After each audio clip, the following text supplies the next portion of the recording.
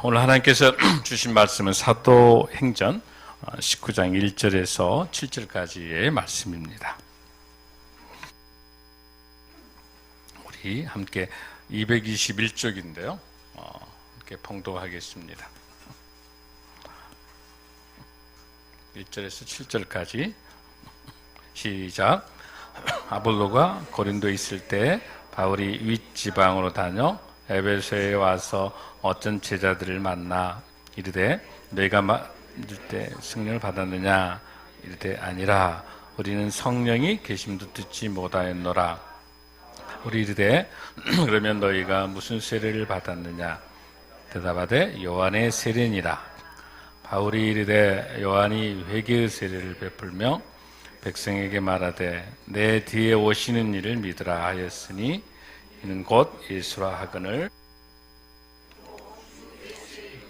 세례를 받으니 우리 그들에게 안수하며 성령이 그들에게 임하심으로 방언도하고 애언도하니 모두 12사람쯤 되니라.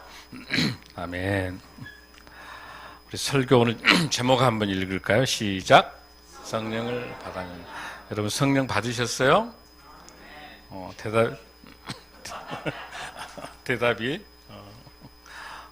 이렇게 자신있게 얼른 안 나오신 것 같은데, 여러분 19장 1절에 보면 아볼로가 고린도에 있을 때 이렇게 이제 바울이 윗지방으로 다 이렇게 되어 있는데, 이 윗지방이라고 하는 것은 이제 바울이 선교 여행을 몇 번 가죠? 3번 선교 여행을 가는데, 두 번째 선교 여행을 갈 때 아볼로가 18장 24절에서 26절까지 이제 설명을 하고 있어요. 그래서 여러분 아볼로가 뭘 잘한다고 그랬죠? 언변도 좋고 성경도 잘하는데 이 아볼로가 알렉산더 출신인데 이거를 듣고 지난주에 우리 설교 중에서 누가? 브리스길라 아굴라가 요한의 세례만 알고 성령에 대한 세례를 모르는 거기 때문에 예수님이 십자가에 돌아가시고 부활하시고 승천하시고 마가의 오순절 성령을 잘 모르니까 그거를 브리스길라 아굴라가 가르쳐줬다고 하는 것도 지난주 우리 한번 했을 거 기억나시죠? 그 아볼로예요. 그 아볼로인데 이제 3차 여행 중에서 아볼로가 그러니까 아볼로는 어디가 지금 현재 있냐면 고린도에 있고 바울은 어디로 와 있어요 지금? 에베소예요. 그러니까 3차 여행을 출발해가지고 안디옥에서 출발해서 어디로? 지금 현재 바울은 어디가 있어요? 에베소에 있는 거고 아볼로는 지금 현재 어디가 있고? 고린도에 있는 거고 그걸 지금 설명하고 있어요. 그런데 에베소에서 여기서 어떤 제자라고 하는 거는 예수님의 제자일까? 어떤 제자일까? 예수님의 제자가 아니에요. 예수님의 제자라면 예수님은 아는데 어떤 제자들인데 이르되 너희가 믿을 때 성령을 받았느냐 하니까 우리는 성령의 계심도 듣지 못했다고 하는 걸 보니까 예수님의 제자라고 한다고 하면은 예수님께서 부활하시고 승천하시면서 우리에게 성령을 주시고 갔기 때문에 예수님 제자는 성령을 알죠. 근데 성령을 모른다고 하는 거는 예수님의 제자가 아니에요. 어떤 제자냐면 세례 요한의 제자예요. 그러니까 세례 요한은 어디까지만 알아요? 세례 요한을 통해서 예수님이라는 건 아는데 예수님이 어떤 분이라는 거. 십자가에 돌아가시고 부활하시고 승천하시고 성령을 알 수가 없는 거예요. 여러분들 그 본문을 우리가 설명을 잘 볼 수 있습니다. 그래서 이제 그랬더니 3절에서 바울이 뭐라고 말합니까? 바울이 이르되 그러면 너희가 무슨 세례를 받았느냐라고 이야기합니다. 그랬더니 대답하되 누구 세례를 받았다? 요한의 세례를 받았다라고 하는 겁니다. 자, 오늘 굉장히 중요한 시간입니다. 이 설교 여러분 잘 들으셔야 되는데 신앙생활을 많이 하고 계신 분들도 의외로 이 세례에 대한 것 중에서 요한의 세례, 이 물 세례와 성령 세례를 잘 구별 못하고요. 또 더더욱이나 성령 충만도 이해를 못해요. 오늘 이 시간에 가장 쉽게 제가 오늘 말씀을 여러분에게 드리려고 그래요. 오늘 굉장히 중요한 사도행전은 무슨 행전이라고 그랬습니까? 우리가 성령행전, 또 성령행전이라고도 하고, 사도행전 우리가 계속해서 이제 28장까지 갈 건데 우리가 사도행전 29장을 쓰고 있다고 그러는데 성령행전이라고도 부르고 무슨 행전이라고 부르죠? 교회 행전이라도 부른다. 그러니까 교회가 앞으로 교회가 어떻게 가야 될 것인가라고 하는 것은 사도행전을 통해서 우리가 잘 배울 수 있어요. 왜? 지금의 우리의 교회의 모습들은 온전한 교회의 모습이 아니에요. 지금 우리 한국교회와 세계교회 지금 상황들이 온전한 하나님이 세우신 교회의 모습을 갖지를 못하고 너무너무 실망해요. 철저히 인본주의가 들어가요. 얼마 전에 모 교회의 세습 문제 사건이 사회가 얼마나 많이 관심을 갖고 있는 건데 결국은 세습으로 가는. 그러니까 세문안교회에 있는 이상한 목사님 어떻게 지적을 했냐면 그 온정주의가, 은혜가 집단 지성을 망쳤다는. 또 아주 우리 역사가 오래된 게일 선교사가 세우신 연동교회에 있는 그 목사님도 아주 젊은 목사님이신데 뭐라고 해요? 하나님의 말씀의 원칙을 어기고 세상 방식보다 더 못하게 교회가 가고 있다고 하는 거예요. 이것뿐만 아니라 얼마나 많은 문제가 지금 우리 교회가 발생하고 있냐면 하나님의 영광을 얼마나 가리고 있냐면 세례와 성령 세례, 성령 충만, 물세례라고 하는 하나님의 가장 기본적인 것을 정확하게 알지 못하면 세상 방식보다 더 하나님의 영광을 가릴 수밖에 없는 거예요. 교회가 교회되기 위해서는 정말 성령의 교회, 교회와 교회다운 교회, 그렇게 하기 위해서는 여러분들이, 저와 여러분이 말씀을 깊게 묵상하고 성령의 충만함을 통해서 하나님께서 이 시대에 우리에게 뭘 말씀하고 계시는지를 깊은 성령의 사람이 되질 않으면 세상 방식보다 더 못하는 거예요. 그런 의미에서 오늘 너무 중요합니다, 여러분들. 이 본문에서 바울은 세례 요한의 제자들에게 뭐라고 이야기하고 있죠, 여러분들? 회개의 세례, 물세례에 대해 설명하고 있는 거예요.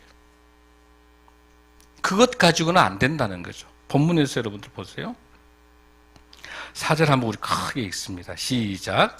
바울이 이르되 요한이 회개의 세례를 베풀며 백성에게 말하되 내 뒤에 오시는 이를 믿으라 하였으니 이는 곧 예수라 하거늘. 자, 고린도전서 우리 12장 한번 3절 말씀 한번 볼까요, 여러분들? 고린도전서 12장 3절입니다. 시작.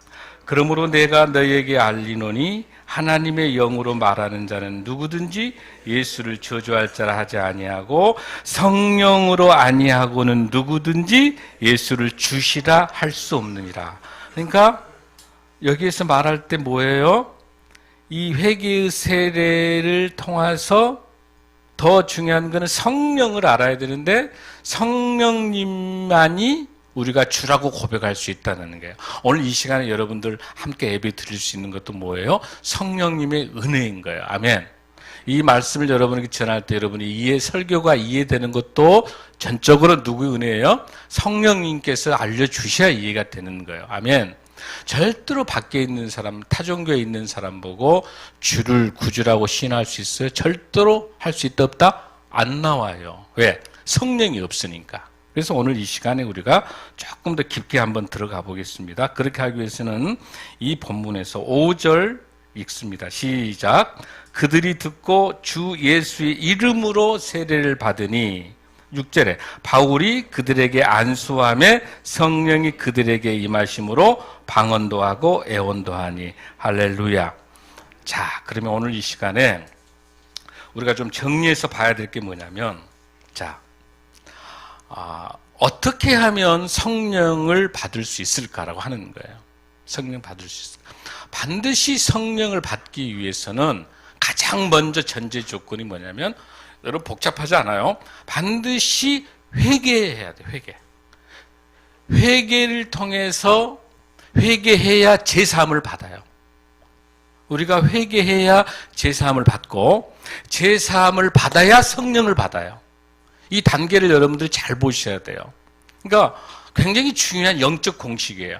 회개가 없이는 죄사함을 받을 수가 없고, 죄사함은 다른 말로 바꾸면 죄에 대한 용서, 아니면 죄에 대한 씻김. 그러니까 여러분들 세례 요한이 했던 그 세례, 물세례, 그 물세례, 세례 요한이 했던 그 물세례는 여기 지금 제가 마시고 있는 여러분들 물세례 그러니까 이 물 생각나죠? 예수님께서 우리 세례 줄 때 어때요? 성부, 성자, 성령 이렇게 물로 이렇게 세례를 주잖아요. 그러니까 거의 다 많은 사람들이 물세례 그러면은 이 물을 생각해. 그게 아니고 물이 가지고 있는 영적 의미예요. 뭐예요? 물은 뭐 해주죠? 씻어주는 거예요. 그러니까 영적 이 회개 세례라고 하는 것은 뭐냐면, 세례 요한이 했던 이 물 세례는 뭐냐면 죄의 씻김이요. 죄에 대한 씻김을 말하는 거예요. 그러니까 나의 모든 죄를 다 씻었다고 하는 걸로 물 세례를 받는 거예요. 아멘. 그 물세례란 말을 다른 말로 말해서 성경에서 뭐라고 말해요? 회개 세례라 부르는 거예요. 아멘. 그러니까 반드시 내 죄가 씻어져야 돼요. 내 죄의 사함이 있어야 돼요. 그러려면 뭐 해야 돼요? 회개가 돼야 돼요. 그 회개가 되려면 뭐가 알아야 돼요? 내 죄에 대한 고백이 있어야 돼요. 여러분, 죄는 히브리 헬라어에 뭐라고 부르죠? 하마르티스. 죄란 건 뭐예요, 여러분들? 예수 그리스도가 딱 가운데 있어야 되는데, 그 예수 그리스도의 관역에서, 화살의 관역에서 벗어나는 것이 하마르티스, 죄란 말이에요. 그러니까 복음이 아니라 예수님이 내 마음에 없는 게 죄예요. 아멘. 그게 죄예요? 이 예수님에 떠나 있는 게 죄예요. 회개는 뭐예요? 예수님을 떠난 그 예수님을 다시 찾아서 화살 관역에 맞춰서 10점 만점으로 들어와야 된다는 거예요. 내가 예수님이 떠나 있기 때문에 8점, 7점, 3.4 낙으로 가버려. 하나님을 모르는 사람은 낙이야, 낙. 조금 알아갔어. 1점, 2점, 어디까지 와야 돼? 10점 만점까지 와야 죄가 없어지는. 죄가 없어진다는 것은 내 마음에 예수 그리스도가 살아 역사해야 죄가 없어지는. 그러니까 하마르티스라는 이 단어는 관역에서 벗어나다는 거예요. 죄란 말이. 그러니까 회개는 그 죄에서 점점 복음으로 오는 것이 회개라는 거예요. 자, 본문을 한번 우리 봅시다. 사도행전 2장 38절에서 39절 말씀입니다. 야, 우리가 성령을 어떻게 받습니까? 사도행전 2장 38절에서 39절. 자, 시작. 베드로가 이르되 너희가 회개하여, 먼저 회개하여 각각 예수 그리스도의 이름으로 뭘 받고? 세례를 받고 뭘 받아라? 제사함을 받아라. 그리하면 성령을 뭘로? 선물로 받으리니. 할렐루야. 아, 성령은 내가 노력해서 받는 것이 아니다. 아니야. 성령은 전적으로 하나님의 은혜로 선물로 주시는 거예요. 아멘. 여러분, 성령은 내 능력으로 받는 게 아니라 하나님의, 우리 주님의 뭐다? 선물이라고 하는 사실이 너무 중요해요. 선물이에요. 근데 이런 선물을 받으려면 성령을 받아야 되는데, 이 성령의 선물을 받기 위해서는 먼저 뭐 했죠? 제일 먼저 회개하고, 그 다음에 두 번째 제사함을 받고, 그 다음에 뭐예요? 성령을 받는 건데, 두 번째에 있는 이 제사함이 다른 말로 바꿀 때 뭐예요? 물세례예요. 그 제사함이 바꿔서 말해서 뭐예요? 회개세례예요. 이해되시죠? 정확하게 정리하시면 돼요. 이 회개해서 죄를 깨끗하게 씻었다고 하는 것이 뭐예요? 죄 씻은 사람만이 세례받는 거예요. 그게 물세례예요. 물이 하는 게 뭐예요? 온 몸을 깨끗하게 씻어주는 거. 그게 죄 사함이에요. 자, 중요한 사실이 있어. 믿는 사람이 구원을 받는 건데, 많은 구원파들이 한 번 구원받으면 영원한 구원이다. 맞아요? 틀려요? 잘못된 거예요. 잘못된 거예요. 구원받는 사람은 끊임없이 처음으로 구원받는 사람이 회개하는 것이 온몸을 씻은 거라 한다면, 구원받은 사람도 계속해서 회개하지 않으면, 즉 발은 그 당시 어때요? 그 끈으로 묶었기 때문에 몸을 깨끗이 씻어도 밖에 나갔다 오면 발이 더러워요, 안 더러워요? 더럽기 때문에 끊임없이 씻어줘야 돼요. 그게 뭐예요? 회개예요. 구원받는 사람은 처음으로 구원받는 사람은 세례를 통해서 물세례, 회개 세례를 통해서 성령 세례를 통해서 받았다 하더라도 구원을 받았다 하더라도 끊임없이 회개해 주지 않으면 죄를 씻어주지 않으면 다시 오염되는 거예요. 그러면 성령 세례하고 여러분들 물세례, 회개 세례 구별되죠? 정확하게 물세례는 죄 사함이다. 그래서 회개하고 죄를 사함 받아서 선물로 준 게 뭐이다? 성령이다. 그 성령이 뭐이다? 성령 세례. 할렐루야. 성령 세례는 딱 한 번이면 되는 거야. 성령 세례는 한 번만 받으면 돼요. 한 번.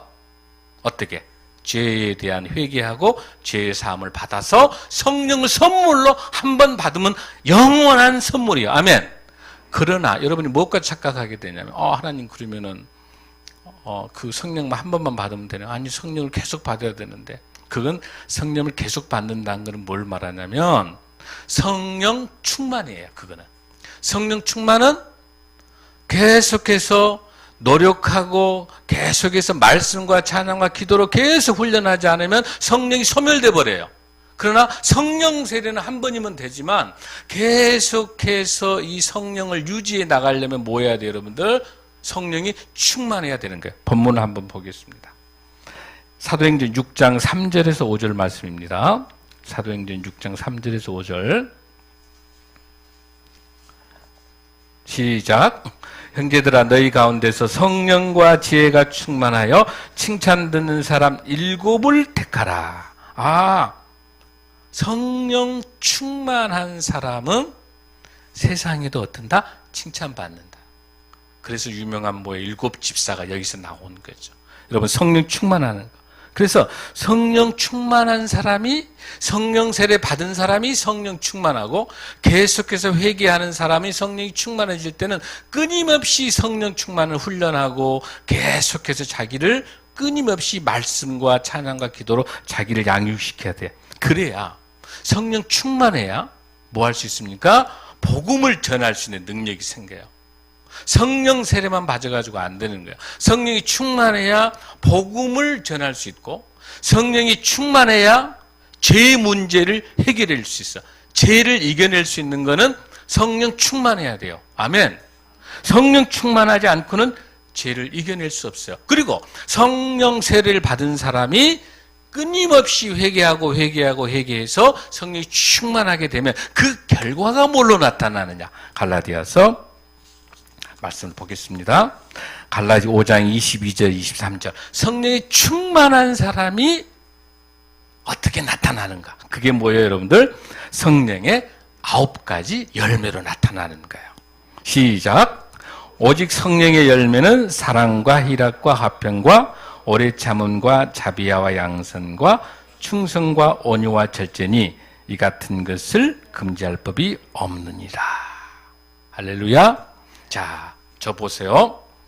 오늘 굉장히 한국 교회가 혼선하고 있는 게 성령 세례가 무엇인지, 물 세례가 무엇인지, 회개 세례가 무엇인지, 성령 충만한지가 정확하게 정리가 신학적으로 안 되다 보니까 이게 뭐가 뭔지를 모르면 삶이 전혀 변화가 없는 거예요. 우리 성도님들 정확하게 정리 한번 해보십시다. 자, 성령은 내가 노력해서 얻을 수 있는 것이 아니다? 아니다. 성령은 정적으로 하나님의 선물이다. 이해되시죠? 우리가 노력할 수 있는 것은 뭐예요? 그러나 성령 세례를 받았다고 해서 세상 살아가는 데서 능력 있게 살 수 있다 없다? 없다. 어떻게 해야 돼? 끊임없이 노력하고 말씀과 찬양과 기도로 끊임없이 바른 삶, 믿음의 삶, 구원받는 자의 삶의 예배자로 살아가는 것은 끊임없는 성령 충만이 돼야 된다는 거. 할렐루야. 그 성령 충만이 돼야 죄 문제를 해결할 수가 있고, 성령이 충만해야 전도할 수 있고, 성령이 충만해야 기도할 수 있고. 할렐루야. 그런 사람에게 나타나는 게 뭐예요? 성령의 9가지의 열매라는 거예요. 할렐루야. 우리가 성령은 선물로 받았지만 끊임없이 노력하지 않으면 언제든지 죄에 의해서 마귀 사탄의 밥이 되어버리는 거예요. 우리 한국교회와 저와 여러분을 포함해서 우리 모두 다가, 우리 크리스찬들이 진정으로 성령 세례는 다 받았단 말이에요. 그러나 성령으로 충만하게 끊임없이 나를 내 내면에 나의 욕심과 나의 자랑과 나의 모든 것들을 성령 충만으로 채워내지 못하니까 성령 세례 받아서 성령을 선물로 받았다 하더라도 요한의 세례만 알고 물 세례를 통해서 죄에 대한 그 세례를, 즉 죄에 대한 그 회복을, 죄에 대한 그 치유가 안 되는 상태에서는 늘 죄의 속성 때문에 우리 머릿속에, 우리 세상 속에 요즘에 가장 큰 우상이 뭐예요? 만모니즘이 우상이 돼서 돈에 다 져버리는, 권력에 다 져버리는, 아니면 은혜라고 포장되어 있는, 은혜롭다고 포장된 것 속에서 너와 내가 서로 좋은 것, 한국 교회를 위해서라고 명분을 세웠지만 철저히 그 안에는 이기주의와 독선과 만모니즘이 자라서 교회를 망치게 되고 하나님의 영광을 가리게 되고 나를 통해서 하나님의 예수 그리스도의 모습을, 영광을 가리는 모습이 오늘날 있는 거야. 지난 81년 전에 신사참배할 때 한국 교회를 위해서라고 신사참배해서 우상숭배했던 그 죄악이 81년 만에 또 발생한 거예요. 아니 여러분들, 앞으로 더 많은 이러한 하나님의 영광을 가리는, 성령에 충만하지 못하고 성령 세례를 받고 성령 충만하지 못하면 언제든지 우리 삶에, 우리의 가정에, 우리의 직장에, 우리의 교회에, 이 나라에 엄습합니다. 어떻게 이 거짓을 가지고 어떻게 이렇게 나라를 혼탁하게 만들고 어떻게 이 거짓과 허위가 이렇게 난무할 수 있는, 이 죄에 대해서 화인 맞아가지고 죄에 대한 의식이 없어지는 거예요, 여러분들. 우리가 오늘 사도 바울의 이 간절한 예수 그리스도의 성령의 세례를 받고 성령의 충만함을 갖지 못하면 우리는 늘 죄의 밥이 될 수밖에 없습니다. 저와 여러분이 자유롭지 못합니다. 쉬운 문제가 아니에요, 이게 영적으로. 그러나 정확하게 이 죄에 대한 죄사함, 죄에 대한 용서, 죄 시침, 이걸 정확하게 해결해내지 못하면 성령을 세례를 선물로 주셨지만 어디로 갈 수가 없어요? 성령 충만으로 못 가는 거란 말이에요. 그러면 세상이 다 밥이 우리가 돼버리는 거예요. 여러분, 이 본문에서 쭉 보면 이렇게 이 본문들 속에 오면서 나중에 사도 바울이 나중에 9절 쪽에 이게 나와요. 바울이 회당에 들어가서 석 달 동안 담대히 하나님 나라에 관하여 강론하며 권면하되 9절에서 어떤 사람들은 마음이 굳어 순종하지 않고 무리 앞에서 이 도를 비방하거늘. 그렇습니다. 성령의 세례를 통해서 선물 받지 못하고 성령 충만하지 않으면 비방하고요, 그들을 떠나서 제자들을 따로 세우고 두란노 소원이 날마다 강론하니라. 두 해 동안 이같이 하니 아시아에 사는 자가 헬라인들이 주의 말씀을 듣더라. 이게 무슨 뜻이냐면 그 예수 그리스도의 복음을 향해서 바울이 그 에베소 교회에서, 에베소 지역에서 복음을 이렇게 전하는데 계속 비방. 왜냐하면 죄를 회개하라. 그러니까 마음이 찔림을 통해서 회개하면 좋은데 더 반발하는 거야. 만약에 당신이 죄인이요 이렇게 하면 여러분들 어때요? 더 반발하잖아요. 더 마음이 복잡해지는 거예요. 그래서 반발하니까 도저히 2달 정도 하다가 안 되겠으니까 두란노라고 하는 그 서원에 가가지고 거기에서 2년간 강론해요. 근데 이 두란노라고 하는 걸 여러분 많이 들어봤죠? 두란노 서원이 어떤 것이냐면 이 티라노스라고 하는 이 사람의 자기 스콜레예요. 이 서원이란 말이 뭐냐면 스콜레라고, 지금 말하면 스쿨, 학교의 언어가 스콜레라고 하는 그 단어예요. 그 서원이라는 단어가 여기서 나와. 히브리어의 헬라어의 스콜라는 단어인데 이 티라노스라고 하는 이 사람의 바울이 오전 11시부터 오후 4시까지 빌려가지고 2년 동안 계속 강론할 수 있었어. 왜냐하면 그 시간이 무슨 시간이냐면 너무너무 이 지역에는 더우니까 잠자는 시간이에요. 잠자는 시간에 빌려서 2년 동안 계속해서 복음을 전하는 거예요. 그게 두란노 소원이에요. 그 두란노 소원에서 여러분 나중에 에베소 교회 이제 성지순례 가서 보셨겠습니다. 볼 분도 있겠습니다만 거기 가면 두란노가 그렇게 있는 거기서 그렇게 강론을 하는데 어때요? 많은 사람들이 주의 말씀이 놀랍게 그곳에서 역사하게 되더라. 그런데도 이제 13절, 14절 가면 악기 들린 자들이 나오고 귀신들이 오면서 여기서 테마사 이제 그런 내용이 나오는 거예요.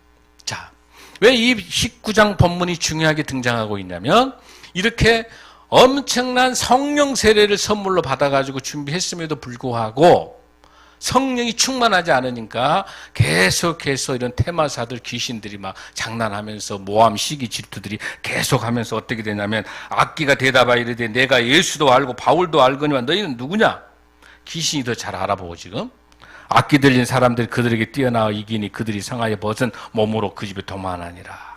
그러면서 계속해서 마귀 사탄들이 계속 공격이 오지만 성령이 충만하니까 20절에서 이와 같이 주의 말씀이 힘이 있어 흥왕하여 세력을 얻으니라. 할렐루야.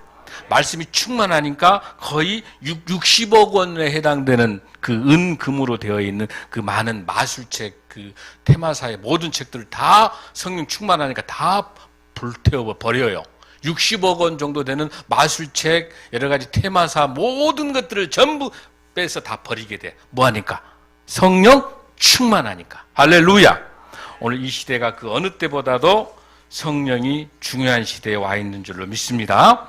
그래서 우리에게 있어서는 끊임없이 성령을 선물로 주셨다는 것들 여러분들이 늘 생각하면서 회개하고 제삼을 받아서 성령을 선물로 주시는 하나님의 은혜를 통해 승리하는 저와 여러분 되기를 간절히 소원합니다.